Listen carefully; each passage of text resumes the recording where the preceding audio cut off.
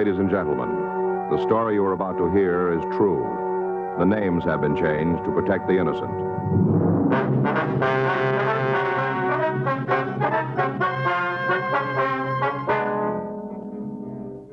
You're a detective sergeant. You're assigned a robbery detail. You get a call that a downtown hotel has been held up by a bandit who carries a sawed-off shotgun. Your job, find him.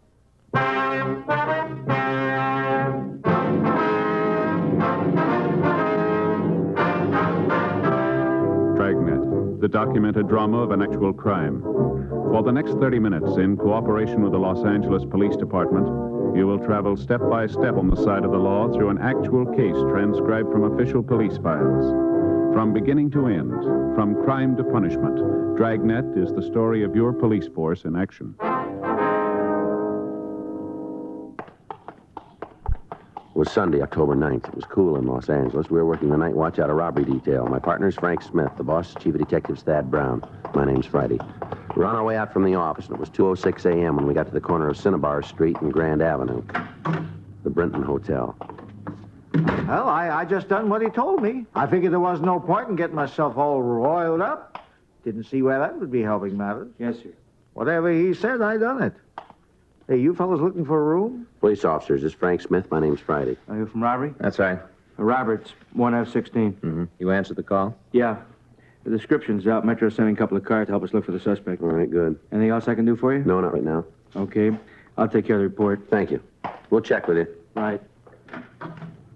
You know, I sure would have been wrong about you two. What's that? I never would have guessed you was cops. Oh, Salesmen. That's what I'd put you boys down for. I see. Ladies ready to wear. Guess I would have missed the boat this time. Yes, sir. Would you tell us about the holdup, please? I thought them other officers already let you in on it. We'd like to get the details from you if we could. Oh. Well, I ain't got nothing better to do. Stuck here till 7 a.m. anyhow. Wonder if we could have your name. Boxer, Tom Boxer. That's Boxer. That's it, just like a dog. Uh-huh. What time did the robbery take place? 45 minutes ago, along around 1:20, somewhere in there. Mm-hmm. Wasn't 1:30 yet, I'm sure of that. Oh? See, I was listening to the radio. Stan Swift. Who's that? You know Stan Swift. He's on every night, midnight till 6, 7 nights a week. Oh, yeah. The nights go swifter with Swift. That's how he puts it. Uh-huh. Gives a time signal every hour and every half hour. Remember him giving the 1 a.m.? Hadn't given the 1:30 yet, so it must have been around 1:20 when this fella come into the hotel. What'd he do? Walked up to the desk. Yes, sir. I didn't even know he was there. Well, not at first. Mm-hmm. I was sitting down in that chair, kind of had my back away from the door. Didn't hear him neither on account of being plugged in What was that? to my radio. Oh, I see. This here gadget, see? Mm-hmm. It's into your ear, like so. Yeah, I understand. Lets you listen without waking nobody up. Other end attaches to the set, like so. Mm-hmm. You mean that's a radio? Sure is. You ain't never seen this kind before, huh? No, sir. Transistor. Oh. That's what they call it. Regency transistor. Ain't got no tubes. That's what makes it so small, you see? Carry it around in your pocket if you have a mind to. I see. Real good tone, though. Plenty of volume if you want to let it out. Yes, sir. Now, if you just tell us about the robbery, would you, Mr. Boxer, please? Well, ain't that what I've been doing? Yes, sir. You said this man walked up to the desk? That is right. Maybe stood there a couple of seconds before I sensed him. Mm-hmm. Unplugged myself, got up and asked him if he wanted a room. He said he did, single. Yes, sir. Checked the boxes to see what was vacant. Had my back to him while I was checking. Didn't notice him opening up his satchel. Mm-hmm. Must have been carrying the gun there, in the satchel. Anyway, when I turned around to register him, I found myself staring into the barrel. Shotgun it was. All right, go ahead, please. This is a stick-up, he said. Do what I tell you, and you won't get hurt. I didn't know whether he meant business or not, and I sure didn't aim to test him to find out. Mm-hmm. Yes, sir, I said. You just tell me what you want, and I'll do it. Yeah. I ain't no coward, you understand, but I ain't no hero neither, especially when I'm facing up to a shotgun. Sure. Like the man says, only real heroes are dead heroes. Yes, sir. Me, I'd just as soon go on living. That's why I done exactly what he told me. Give him the money from the cash drawer here. See? Every penny. Hand it all over to him. Didn't try to hold none back. Yes, sir. How much was there? $60, somewhere in between there. Mm-hmm. What happened then? Well, he told me to empty my pockets, lay the stuff on the desk. You did, huh? I emptied them. I didn't have more than $3 or $4 in change. He scooped it up with the other money, shoved it into his satchel. I see. Then he said for me to come out from behind this desk, walked me over to the elevator, told me to get inside and ride up to the top floor. That'd be the third. You see, the hotel's 3 stories high. Yes, sir, I understand. I suppose I could have got off on number 2. He would have known the difference. Floor indicator down there don't work. Mm-hmm. But I didn't see where I'd be gaining anything by it, so I done what he told me. I rode up to 3. How long did you wait there? Oh, till I seen him leave the hotel. Mm-hmm. From the window end of the 3rd floor hall. Did he drive away? No, just strolled off. I don't think he had a car. I see. Turned the corner, and that was the last of him. Mm-hmm. And what did you do then? Took the elevator back down, called the police, listened to the radio while I was waiting. Yes, sir. Figured I might as well take it easy till the cops come. Wasn't more than 5 minutes before them officers walked in. Little while later, you fellas walked in. I guess you know when that was. Yes, sir. Now, Mr. Boxer, could you tell us what he looked like? Huh? The man who held you up. Oh, well, I told them other fellas, the ones wearing uniforms, they said they'd send out his description. Yes, sir, we understand. We'd like to have it, too. Okay. Oh, young fella, 25 to 30, I judge. No. Big build, a little bigger than you. Not as big as you, though. Somewhere in between. Yes, sir. Black hair.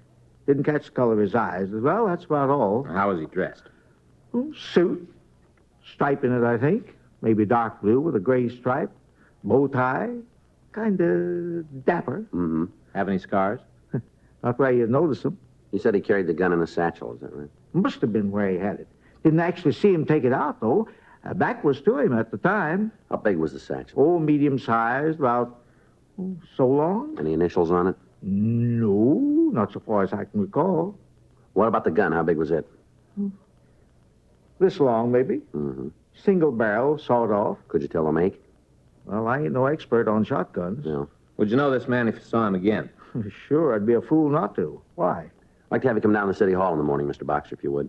But what for? I want to show you some photographs, see if you can pick them out. You mean this morning? Yes, sir, if you would. It's Sunday. Yes, sir, that's right. You fellas work on Sunday? Well, we're not the only one. What do you mean? He did. Frank and I checked with the patrol officers who had answered Mr. Boxer's call. They told us that a search of the immediate vicinity had failed to turn up anyone who answered the suspect's description. 3:16 a.m., the crew from the crime lab finished up their investigation. There were no useful fingerprints or other physical evidence in the lobby of the hotel. 7:38 a.m., we checked the suspect's M.O. and the description with the stats office. They came up with 18 possibles. We pulled the packages from R&I and took them back to the office. Well, looks like it might rain. Pretty early in the season, isn't it? Yeah, the paper says we're going to have a wet winter. All right. Real good for skiing, I guess. Yeah. That's what you need. Lots of moisture. Heavy snow. You never go skiing. No. Well, Oh, I thought about taking it up a couple of years ago. Fay blew her stack, though. Said I'd probably break my neck first time I tried.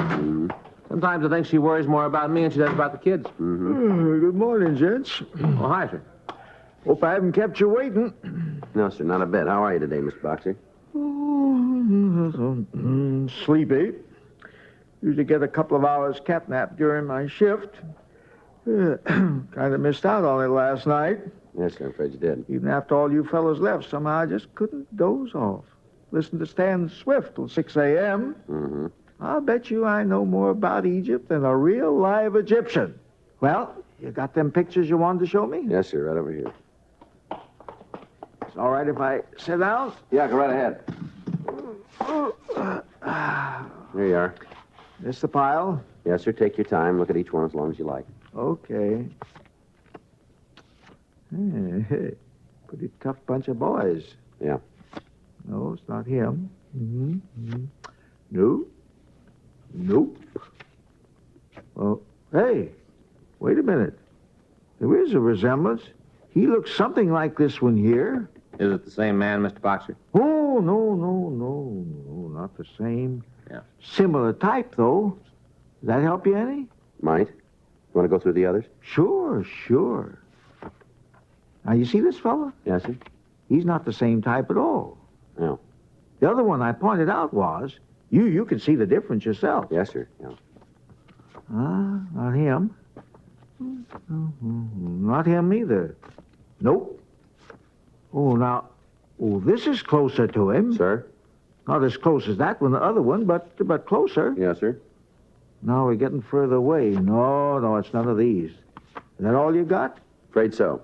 Well, it's the best I can do for you. Now, this one here, the one I pointed out first. Yeah, we understand, but it's not the same man, you said. Well, I never said it was. Just said they were similar. Yes, sir. Well, I'm sorry we wasted your time. Oh, it wasn't no waste of time, not as far as I'm concerned. Huh? Remember I telling you about how I try to guess what different folks do for a living? Yeah. Looking at all these pictures will be a big help from now on. How's that? I'll know a crook when I see one. On the following Sunday, October 16th, 2 more hotels were held up by a shotgun bandit. Both robberies occurred during the early morning hours. Both hotels were small. The description of the suspect and his M.O. indicated that he was the same man who had robbed the Brinton Hotel. Frank and I continued our investigation, but we failed to turn up any leads. During the next week, all hotels in the downtown area were alerted. Sunday, October 23rd, the night manager of the Schaefer Arms near the corner of Broadway and Clay reported that he had been robbed at approximately 3:30 a.m. He confirmed the bandit's description and M.O., but was unable to add anything new. The next morning, October 24th, we had a conference with Chief Brown. Doesn't sound to me like you're any closer to him than we were 2 weeks ago. What do you got? Well, not much. Let's have it. Description? Pretty general, isn't it? Afraid so. What else? Well, now he's only worked one area. Yeah? All the hotels are within a mile of Pershing Square. Nothing to keep him from spreading out, is there? So far, he hasn't used a car. You figure he pulled these jobs on foot? Looks that way.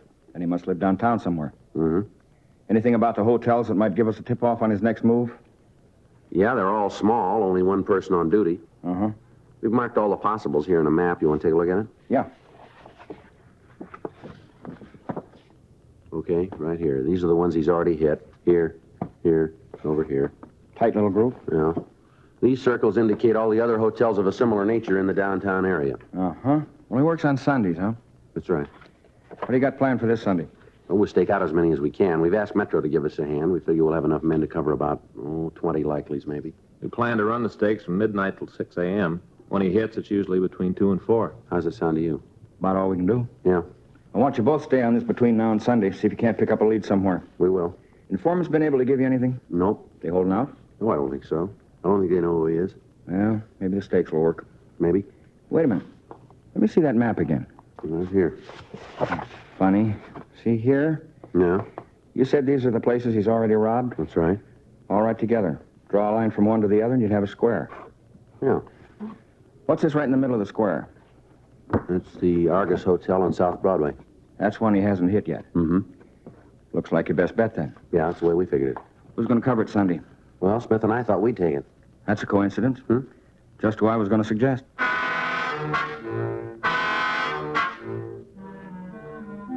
During the rest of the week, we continued our investigation, but we failed to turn up any additional information about the suspect. A few minutes before midnight on Saturday, October 29th, men from Metro and Robbery Division staked out 22 locations in the downtown area.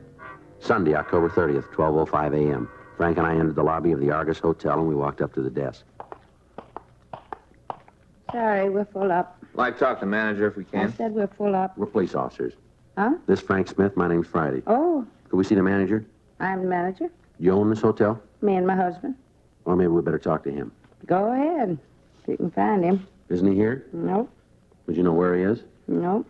Not getting drunk, probably. I see. I work nights, he works days. He don't tell me where he goes at night. I don't tell him what I do during the day. That's our arrangement. Mm-hmm. It don't make for a real happy marriage, but it keeps us from killing each other. Yes, ma'am. Is there somebody who could take over for you here tonight? Nope. Now, you're sure your husband didn't say where he was going? We don't talk. Oh. He wants me to know something, he writes me a note, leaves it on the desk, and I do the same for him. I see. We ain't exchanged no words for the last 2 years. Uh-huh. Saves a lot of wear and tear on the nervous system. He never said nothing worth listening to anyway. I see. Well, what do you fellas want? Well, ma'am, several hotels have been held up downtown lately. No. You were warned about it, weren't you? George was warned, left me a note. I see. Well, there's a chance he might come here tonight. If he does, I'm ready for him. Hmm? Got me a gun. Pistol. Keep in the cash drawer, see? Yes, ma'am. I know how to use it, too. He shows up, I'm ready for him. Is there someplace we could wait in case he does? You don't have to. I don't need no protection. Told you. I've got a gun. Yes, ma'am. So's he.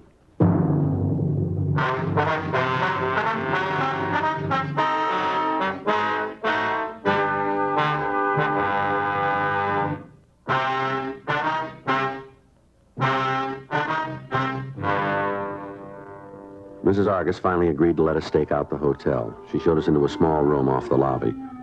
From there, Frank and I could see anybody who entered. During the next 4 hours, only 2 people requested accommodations. They were both middle-aged men, and neither one of them in any way resembled the suspect's description. What time you got, Joe? See, 5 after 4. Latest they ever pulled a job was 3:30. Yeah, Maybe he decided to lay off tonight. maybe. August Hotel. Who? Oh, yeah. Hey, you guys in there? Yes, ma'am. Somebody wants you on the phone. Okay, I'll be right over. In the booth. Yes, ma'am.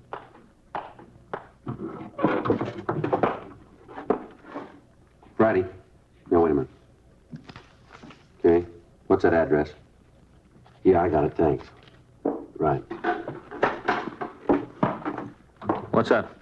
Looks like we staked out the wrong places. Yeah? All-night cafe on South Main. The owner was held up. He's pretty badly wounded. Yeah. Sawed-off shotgun. Frank and I drove over to the Joplin Grill at the corner of Main and Vincent Place. We talked to the patrol car officers who had discovered Fred Joplin's body. They told us Joplin was unconscious when they found him.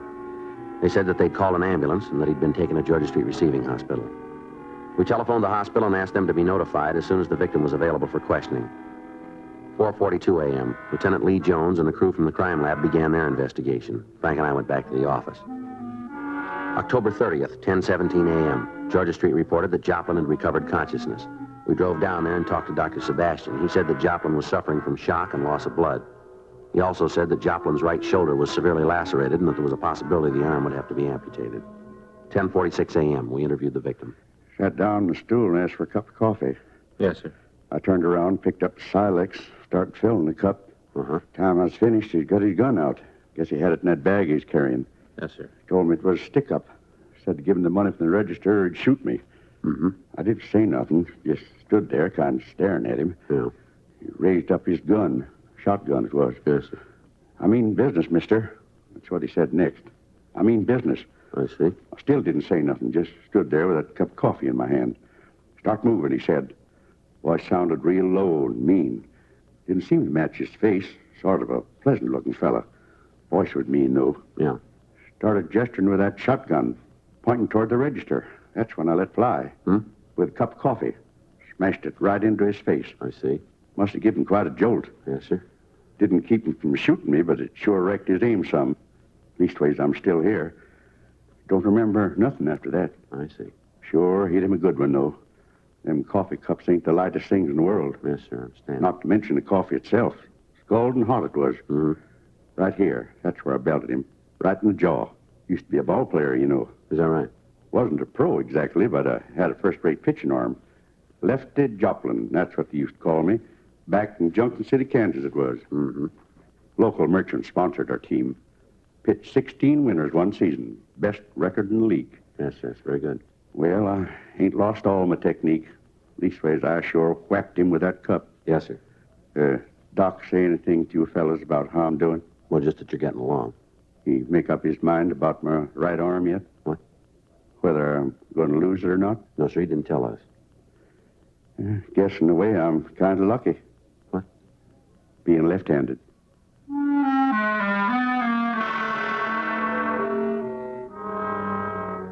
We asked the victim, Fred Joplin, to describe the suspect. The description he gave us tallied with what we already had.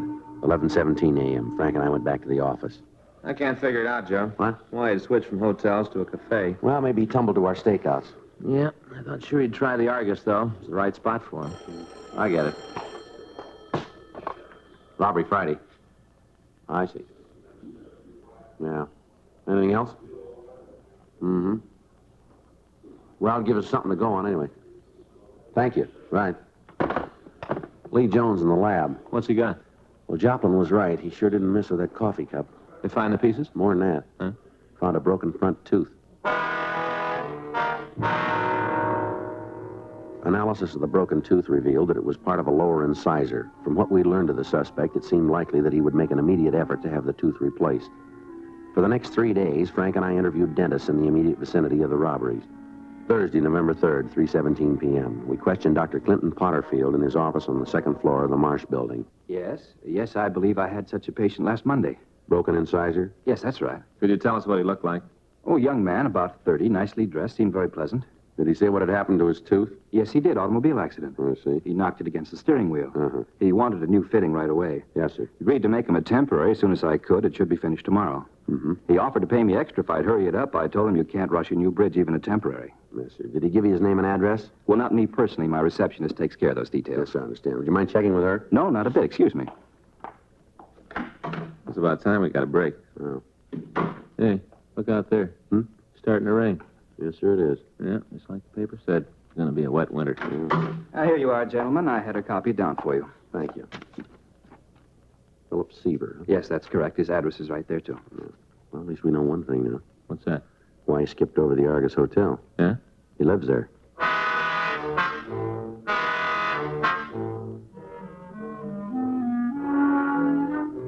3:58 p.m. Frank and I drove over to the Argus Hotel, and we talked to the owner, George Argus. He told us that Philip Seaver lived on the second floor, room 23.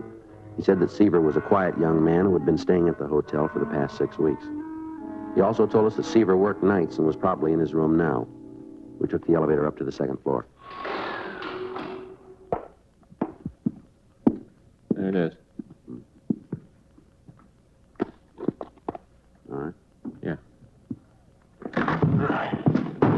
Hey, off the against the wall there. What? Move. I sure don't know what this is all about. Oh, he's clean, Joe. All right, turn around. Okay. Where's the shotgun? You guys must be off your rockers. I'll see what I can turn up. All right. You got no right combusting in here. Yeah. Now, what would I be doing with the shotgun? Why don't you tell us? I never had a gun in my life. Boy, you cops sure make the darndest mistakes. I bet you picked the wrong guy up half the time. Yeah, sure. Look, there's nothing in that bureau except my clothes there, fella. Yeah, what about this? Well, it's just a satchel, that's all. It's locked. Where's the key? I don't know, I lost it. Break it open. Yeah. Hey, that's a good bag. Not worth anything to you without a key, is it? All right, Seaver, let's go. How the heck that get in there? You don't know. I told you I didn't. Yeah. I never had a shotgun in my life. Well, you got one now. Oh, I must have picked up the wrong bag by mistake. Sure, that's what happened. All right, come on, Seaver. Okay, I'm coming.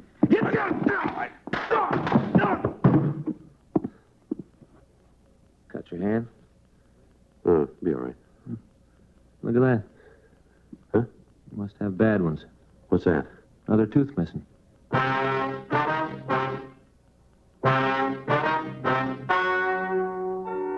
The story you have just heard is true. The names were changed to protect the innocent. On March 12th, trial was held in Department 98, Superior Court of the State of California, in and for the County of Los Angeles. In a moment, the results of that trial.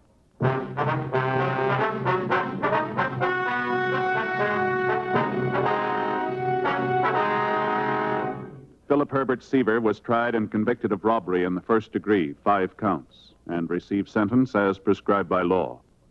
Robbery in the first degree is punishable by imprisonment for a period of not less than 5 years in the state penitentiary. Because of the viciousness of the suspect, it was decided that the terms would run consecutively.